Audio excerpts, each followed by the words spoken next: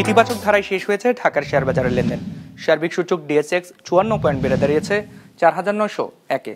হাত বদল হয়েছে 420 কোটি টাকার শেয়ারের মালিকানা। লেনদেনে অংশ নেওয়া প্রতিষ্ঠানগুলোর মধ্যে দর বেড়েছে 310টির, কমেছে 36টির, আর অপরিবর্তিত আছে 30টির দর। এবার বাজার নিয়ে বিশ্লেষণ শুনবো অ্যালায়েন্স ক্যাপিটাল অ্যাসেট ম্যানেজমেন্টের। আজকে মার্কেট নিউট্রাল সেন্টিমেন্টে ক্লোজ হয়েছে। ইন্ডেক্স অ্যারাউন্ড 54 পয়েন্টস বেড়ে এখন ফাইনালি ক্লোজ হয়েছে 4,901 পয়েন্টসে। তবে মার্কেটের টার্নওভার যথেষ্ট কম ছিল, মাত্র 400 কোটি টাকার মতো।